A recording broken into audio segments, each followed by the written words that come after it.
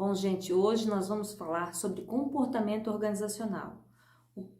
Quais os conceitos que englobam o comportamento organizacional e como ele funciona na prática dentro da teoria das organizações.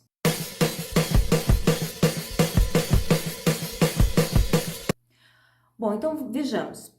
O comportamento organizacional, ele é uma ciência, né? Uma ciência que está apoiada justamente em outras disciplinas de cunho comportamental.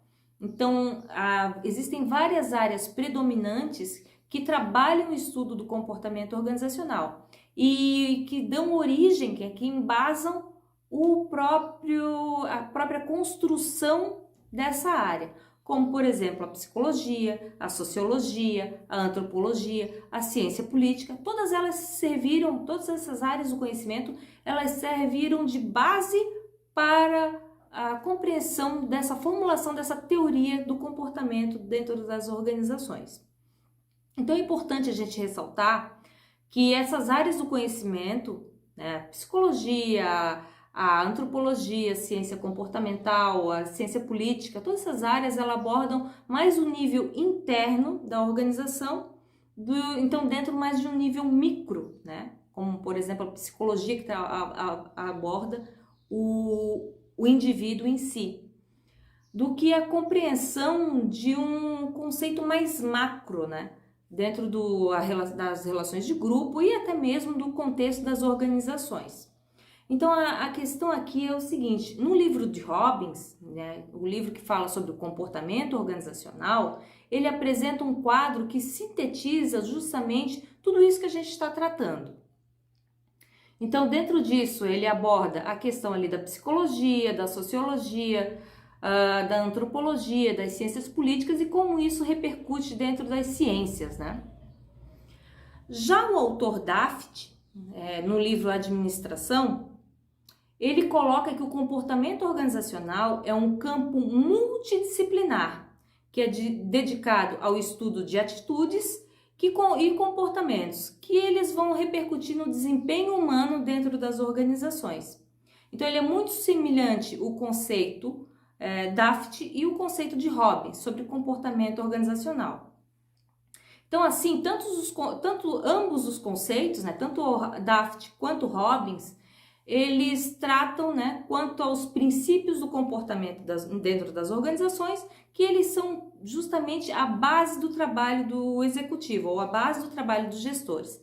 Então, entender o comportamento das organizações, ou comportamento organizacional, repercute diretamente no trabalho gerencial, né, no trabalho que os executivos desenvolvem dentro das organizações.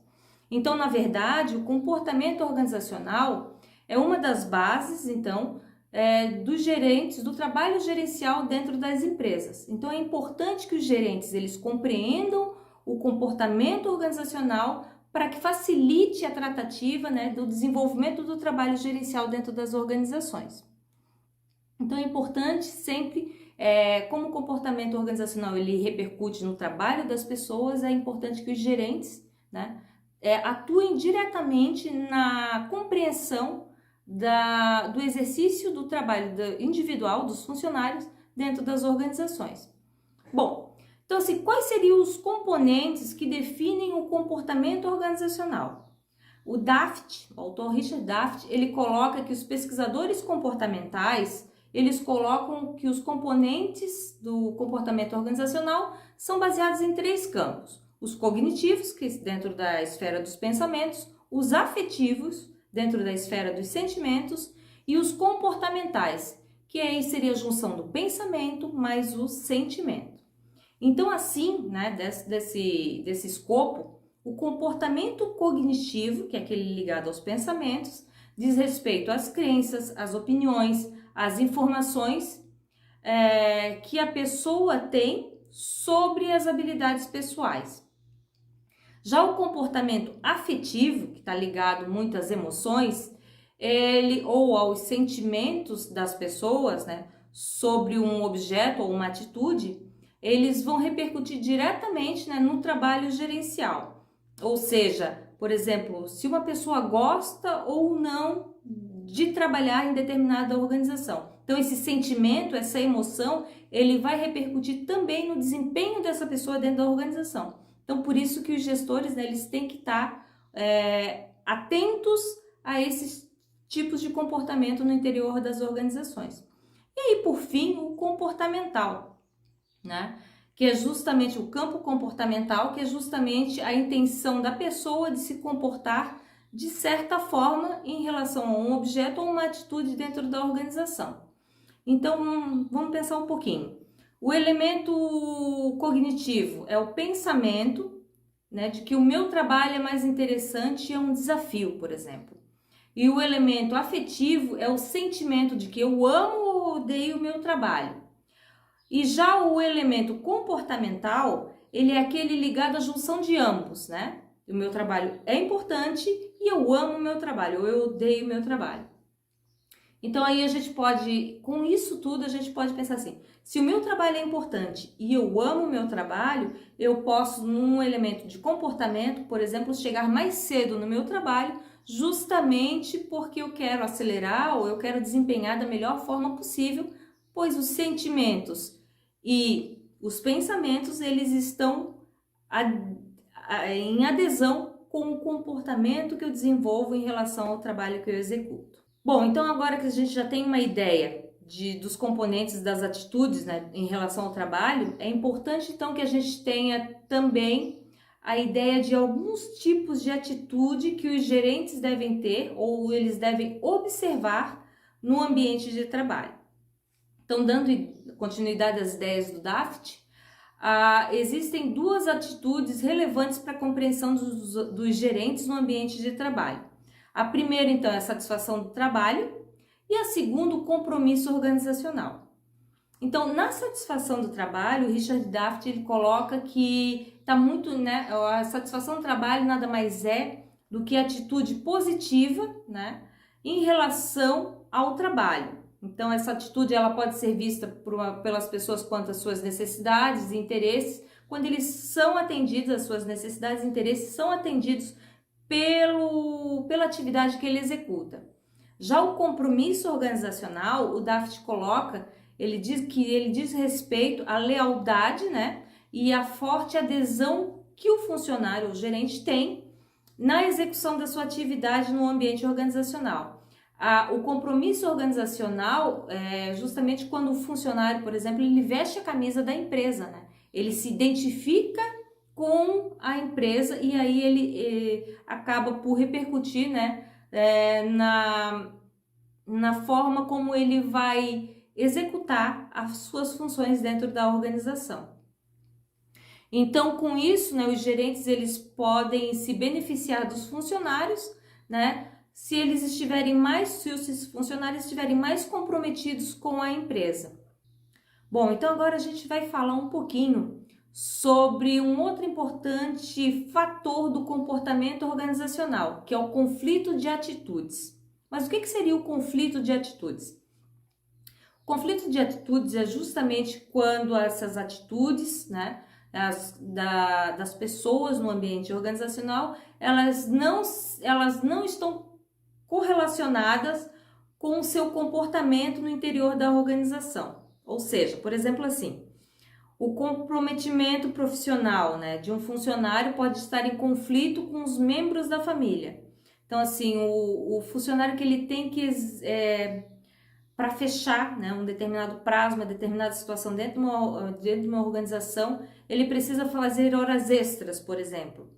E a família, e isso não está em consonância, né, com a atitude dele com a família. Por exemplo, assim, a família começa a se queixar que ele está muito tempo afastado, que ele está dando muita atenção para o lado profissional e está deixando de lado o compromisso dele com a família. E isso daí vai gerar uma dissonância cognitiva, ou seja, ele vai gerar uma lacuna entre o compromisso que ele tem com a organização e aquela questão individual, né? Então, essa questão, essa lacuna, essa dissonância cognitiva é justamente o que se dá origem ao termo conflito de atitudes dentro da organização. Então, isso, né, essa questão do conflito de atitudes é um dos pontos também que devem ser vistos pelos gestores quando se trata de comportamento organizacional. Então, o comportamento organizacional, além de tudo isso, ele também pode trabalhar com a percepção das pessoas sobre o ambiente de trabalho. Então, a percepção, na verdade, é um processo que as pessoas, né, elas usam para criar ou dar sentido ao ambiente onde elas estão inseridas.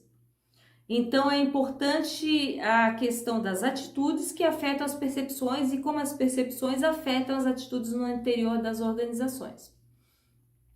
Então, dentro da percepção, né, nos temas nos temas de atenção seletiva, quais seriam esses? A atenção seletiva é justamente o processo pelo qual o indivíduo fazem parte de uma triagem e selecionam os vários estímulos que competem à sua atenção. Então, a atenção seletiva é a forma como selecionamos aquilo que daremos foco, aquilo que prestaremos atenção. Dentro da percepção, também existe uma coisa chamada distorção da percepção. Essa distorção da percepção são os erros, né, de julgamento das pessoas sobre o que elas fazem umas com as outras no interior das organizações, ou seja, as impressões que elas têm sobre determinadas circunstâncias, determinadas pessoas, etc. Então, o primeiro erro, né, de percepção é a estereotipagem. A estereotipagem, então, ela diz respeito justamente à tendência de incluir em um indivíduo ou em um grupo ou uma ampla categoria e depois atribuir isso de uma forma generalizada, né? Por exemplo, assim, em um processo de seleção, dentro das organizações, para um cargo, né, gestor, concorrem um homem casado e uma mulher casada. E aí ambos têm a mesma qualificação, mas o entrevistador seleciona um homem casado porque, na visão dele, né, a candidata do sexo feminino, ela daqui a pouco poderia, como ela é casada, recém-casada, ela poderia estar engravidando, etc. Então, isso poderia atrapalhar o exercício da atividade gerencial. Então, isso é o que significa isso? Ele está tirando, né, ele está formulando uma estereotipagem sobre uma determinada circunstância que ela pode não ser real, né? Então, ele já está formulando um estereótipo sobre uma situação. O segundo erro de percepção, então, dentro do comportamento organizacional, é o efeito halo. O efeito halo, então, ele nada mais é do que a impressão geral de uma pessoa ou de uma situação com base em uma característica. Ou seja, ela pode ser favorável ou desfavorável. Então, vamos pensar um pouquinho, né?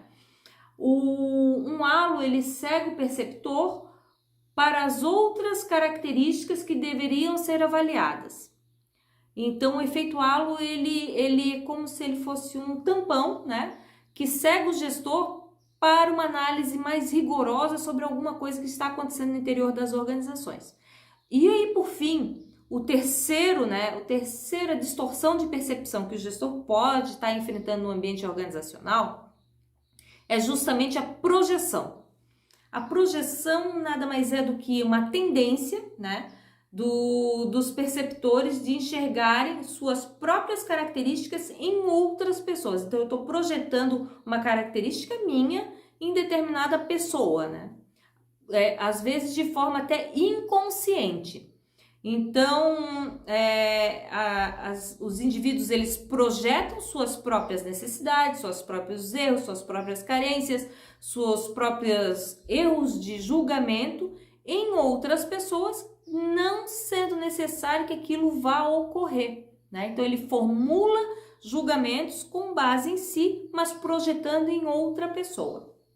Então, isso também é um erro de percepção que pode estar comprometendo ao próprio processo de comportamento organizacional. Bom, por fim, um erro de percepção também interessante, eu tinha falado os três, né? O halo, o projeção e também o de estereotipagem, e a gente tem mais um, que eu deixei separado para que a gente possa trabalhar. É a percepção defensiva. O que seria isso? É uma tendência, a percepção defensiva é uma tendência, né, que os indivíduos têm de se proteger, descartando ideias, objetos e pessoas que estejam ameaçando. Então, assim, a percepção defensiva é quando você percebe que determinada pessoa ou determinada situação vai te prejudicar. Então, o que você faz? Eu me afasto dessa pessoa, dessa situação, para que isso não me prejudique. Eu estou me defendendo sobre a percepção, né, que eu tenho sobre essa pessoa, essa situação, essa ideia em si. Então, isso é uma das questões, né, que trabalha a pauta da percepção organizacional, dentro da questão da formulação do comportamento nas organizações. Bom, gente, era isso que nós tínhamos para o vídeo de hoje. Espero que vocês tenham gostado e nós nos vemos nos próximos vídeos. Até mais!